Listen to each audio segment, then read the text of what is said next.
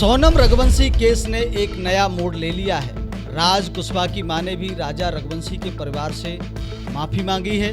उन्होंने बताया है, मेरा लड़का नौकर था, सोनम मालिक थी। आगे राज की मां ने क्या बताया है वह हम आपको बताते हैं इस स्टोरी में। राज की मां ने आर्थिक स्थिति के बारे में और राज के संघर्ष के बारे में बताया और कहा कि मेरा बेटा गरीब घर का था। 10वीं क्लास में जब वह पढ़ रहा था तब उसके पिताजी की मौत हो गई। राजा रघुवंशी मर्डर केस में अब आरोपी राज कुशवाहा की मां और बहन ने राजा रघुवंशी के परिवार से माफ़ी मांगी है।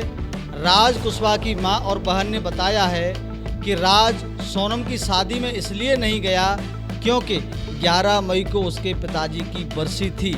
राज कुशवाहा की बहन ने कहा कि हम भी हाथ जोड़कर माफ़ी मांग रहे हैं राजा के परिवार से। हमारे भाई की कोई गलती नहीं है, उसमें कुछ नहीं किया है। राज कुशवाहा की मां ने कहा, हमें एहसास है कि इस बात को उनका बेटा चला गया। हम माफ़ी मांग रहे हैं क्योंकि उनका बेटा खत्म हो गया। बड़ी मुश्किल से बच्चे पलते हैं।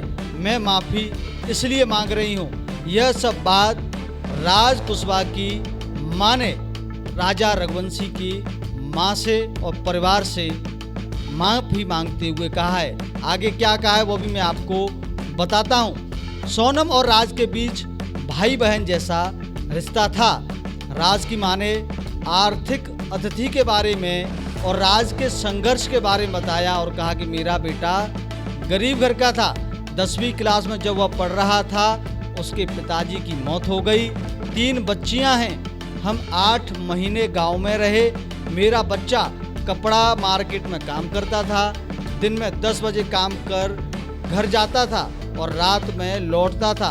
वह घर में न्यूज़पेपर भी डालने का काम करता था। इसके बाद पड़ोसियों ने बोला बीमार पड़ जाएगा, इसको कंप्यूटर क्लास कुछ आता हो तो कहीं लगवा दो।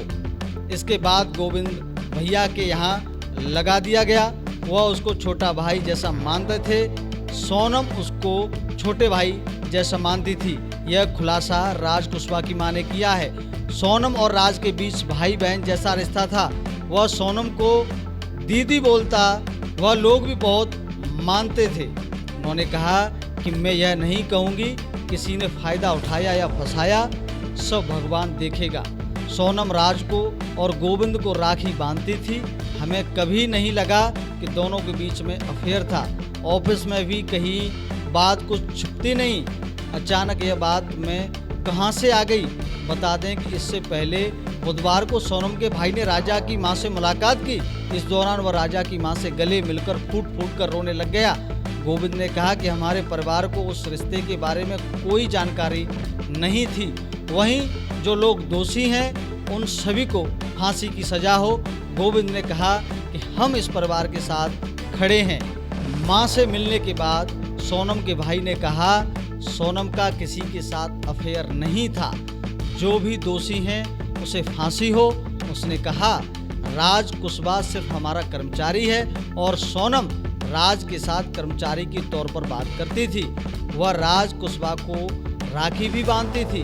बता दें कि मेघालय में हनीमून मनाने गए राजा रघुवंशी और उनकी पत्नी सोनम 23 मई को लापता हो गए थे। राजा रघुवंशी का शव 2 जून को पूर्वी खासी हिल्स जिले के सोरा क्षेत्र में एक झरने के पास गहरी खाई में मिला था। राजा रघुवंशी का परिवार ट्रांसपोर्ट के कारोबार से जुड़ा है। उनकी सोनम से शादी 11 मई को इंदौर में हुई थी और वे 20 मई को हनीमून के वास्ते मेघालय के लिए रवाना हुए थे। मेघालय पुलिस का विशेष जांच दल SIT राजा रघुवंशी की हत्या के मामले की विस्तार से तहकीकात कर रहा है। राजा रघुवंशी हत्याकांड से जुड़ी खबर देखने के लिए बने रहिए।